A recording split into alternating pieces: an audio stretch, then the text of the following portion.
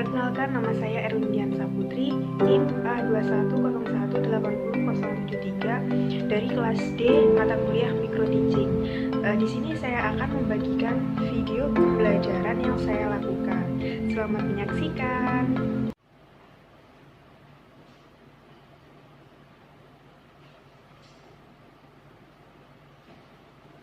Assalamualaikum warahmatullahi wabarakatuh. Waalaikumsalam warahmatullahi wabarakatuh. Bagaimana kabarnya hari ini anak-anak? Alhamdulillah baik, Bu. Alhamdulillah, meskipun sekarang dalam kondisi pandemi COVID-19, tetapi semoga kita selalu dalam lindungan Allah Subhanahu wa taala. Amin. Sebelum kita memulai pembelajaran pada hari ini, alangkah baiknya kita berdoa terlebih dahulu.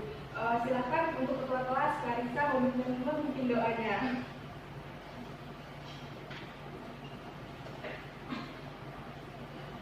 Baiklah teman-teman, sebelum memulai kegiatan pembelajaran pada pagi hari ini, alangkah baiknya berdoa terlebih dahulu menurut agama dan kepercayaan masing-masing. Berdoa dimulai.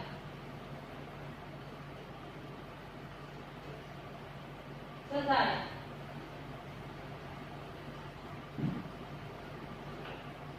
Ya, terima kasih Mbak Clarissa. Untuk selanjutnya, Ibu meminta kalian memeriksa pada bawah kanan dan kiri kalian apakah ada sampah. Jika tidak ada, silakan pastikan tempat duduk kalian.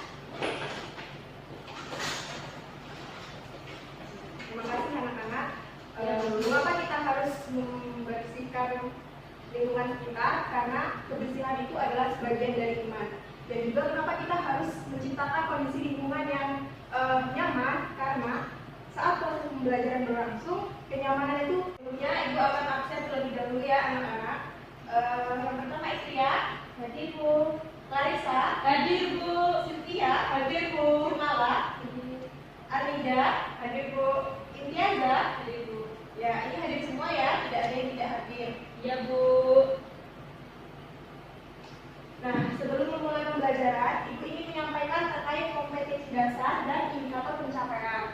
Di mana kompetensi dasarnya ini adalah membahas tentang koperasi, dan indikator pencapaian ini yaitu menjelaskan pengertian koperasi, mendeskripsikan landasan koperasi, mendefinisikan peran koperasi, menentukan jenis-jenis koperasi, serta mengkategorikan asas dan tujuan koperasi.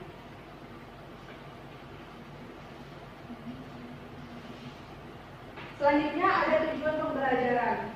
Setelah mengikuti pembelajaran kali ini, diharapkan peserta didik mampu, yang pertama, mampu menjelaskan pengertian koperasi, yang kedua, mampu mendeskripsikan landasan koperasi, yang ketiga, mampu mendefinisikan peran koperasi, yang keempat, mampu menentukan jenis-jenis koperasi, dan yang terakhir yaitu mengkategorikan asas dan tujuan koperasi. Sebelum memasuki materi pada hari ini, Ibu ingin mengulas sedikit tentang materi sebelumnya. Apakah kalian masih ingat? Masih, Bu. Alhamdulillah juga masih ingat. Ya, materi sebelumnya itu kan tentang kebutuhan manusia ya. Dimana pasti setiap kebutuhan manusia berupa barang atau jasa itu pasti mengalami perubahan seiring berjalannya waktu. Nah, adapun faktor-faktornya yang pertama itu sifat manusia yang tidak pernah merasa puas akan barang yang dia miliki. Nah, yang kedua ada pertumbuhan penduduk yang tinggi, dan yang ketiga ada kebutuhan manusia sifatnya yang tidak terbatas.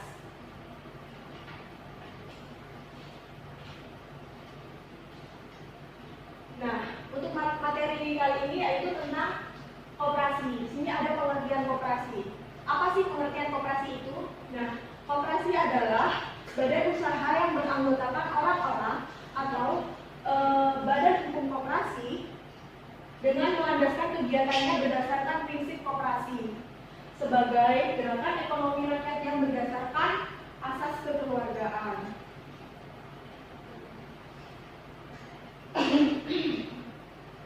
Selanjutnya ada landasan. Sebelumnya Ibu ingin bertanya, siapa yang bisa menyebutkan apa saja sih landasan koperasi itu?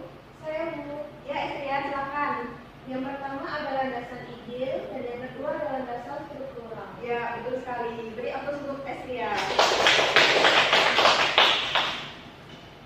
Nah, itu tadi ya yang disebutkan oleh Esria, yaitu landasan ide. Ya, yang pertama ada landasan ide, di mana landasan ide ini sudah ditetapkan di dalam Undang-Undang Koperasi Nomor 25 Tahun 1992 Bab 2 bahwa landasan koperasi adalah Pancasila. Nah, yang kedua ada landasan struktural, di mana landasan struktural ini sudah dijelaskan di dalam Undang-Undang Koperasi Nomor 25 Tahun 1992 Bab 2 bahwa landasan koperasi adalah landasan struktural koperasi.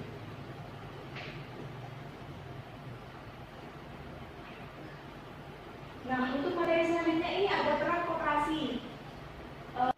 Nah, yang pertama ini ada membantu anggota untuk peningkatan pendapatan dan penghasilan.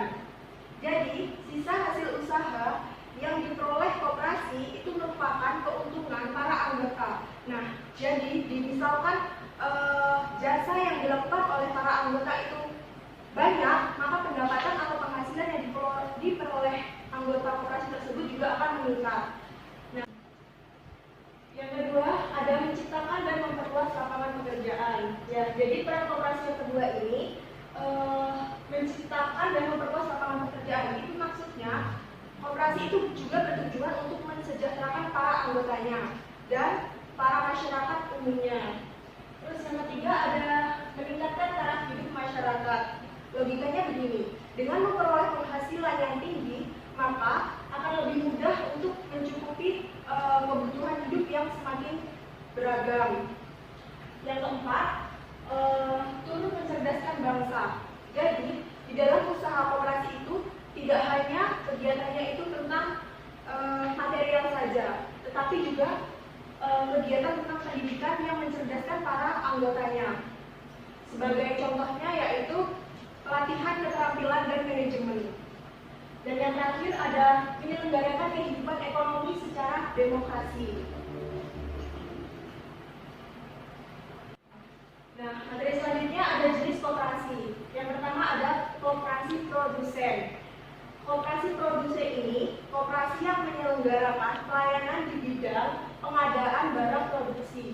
Nah, yang kedua ada koperasi konsumen. Koperasi konsumen ini adalah koperasi yang menyediakan barang kebutuhan sehari-hari. Dan yang ketiga ada koperasi simpan pinjam, di mana pengertian koperasi simpan pinjam ini adalah koperasi yang menyediakan usaha simpan pinjam untuk para anggotanya. Dan yang terakhir ada koperasi jasa, di mana pengertian koperasi jasa ini adalah koperasi yang menyediakan usaha dalam bidang jasa.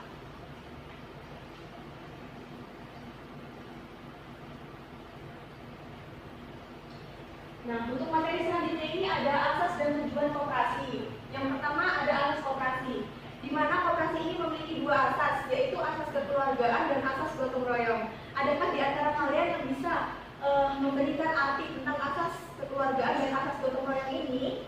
Saya Bu. Ya, Cynthia, silakan.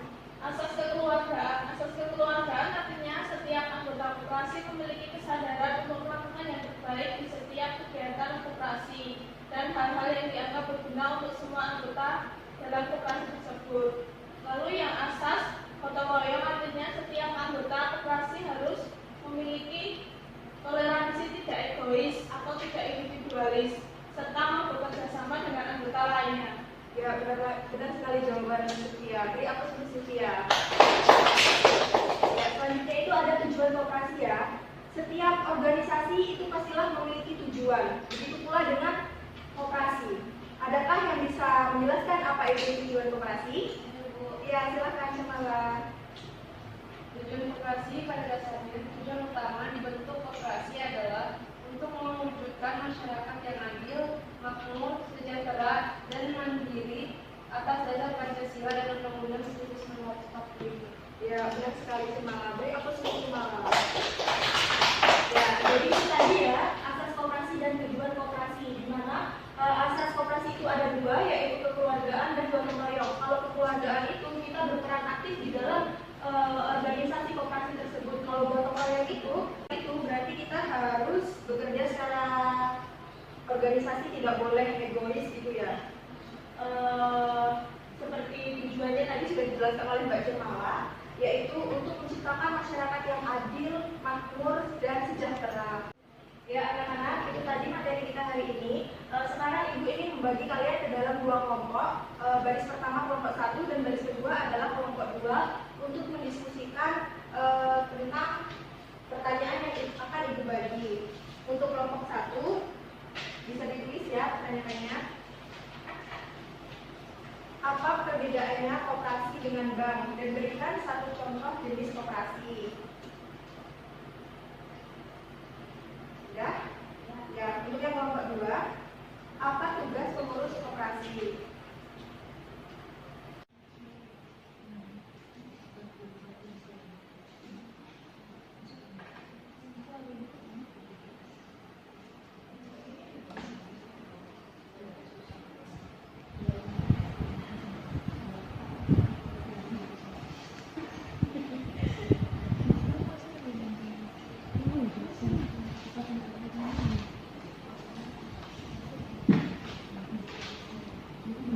Bagaimana anak-anak, ada kesulitan? Dikerjakan ya.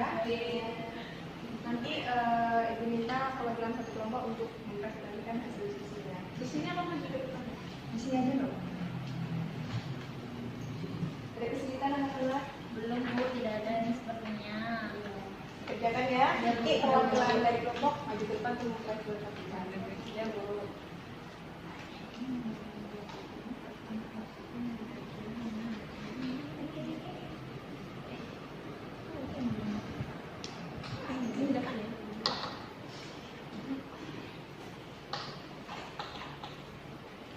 Baik, sudah selesai diskusinya.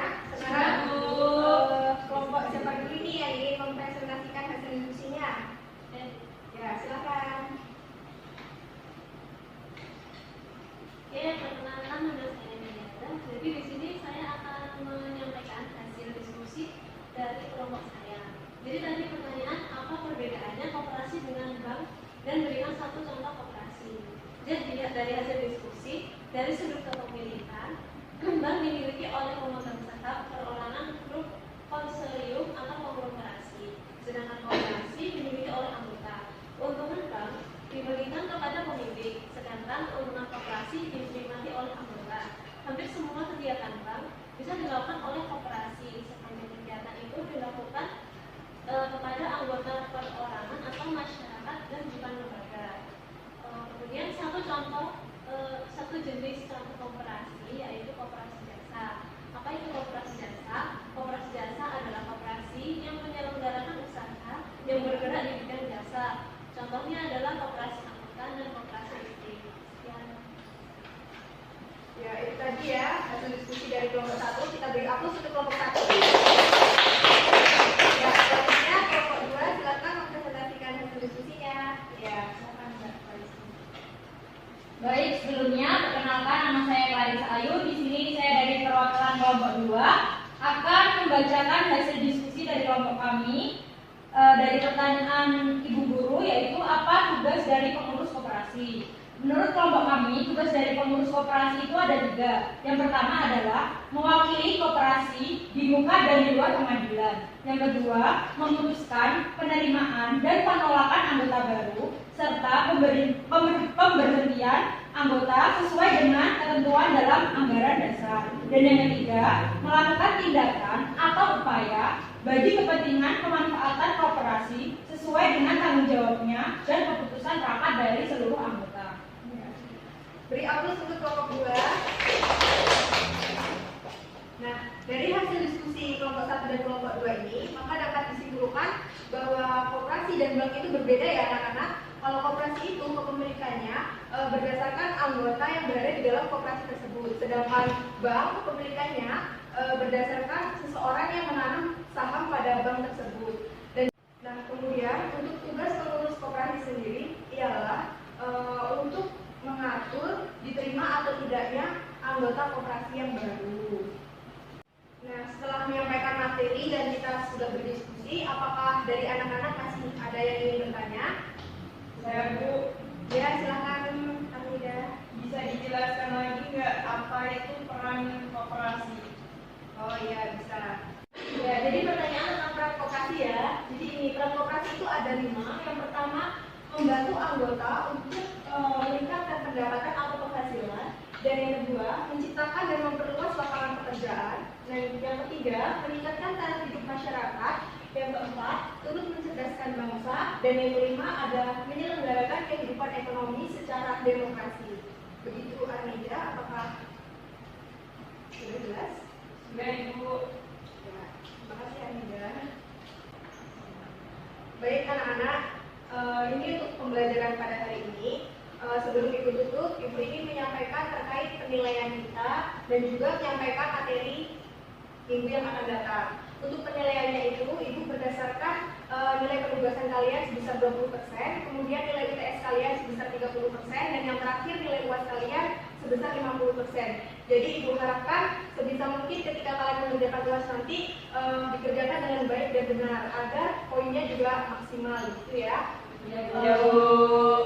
Untuk pertemuan minggu yang akan datang, silahkan kalian merangkum bab 4 dan bab 5. Kemudian nanti setelah dirangkum akan kita bahas pada pertemuan selanjutnya. Baik, Bu. Baik, sebelum ditutup, alangkah baiknya berdoa dulu. Silakan Ketua kelas Mbak Marisa untuk memimpin doanya kembali. Baik teman-teman, sebelum kita mengakhiri pembelajaran pada pagi hari ini, berdoa menurut agama dan keyakinan masing-masing. Berdoa dimulai.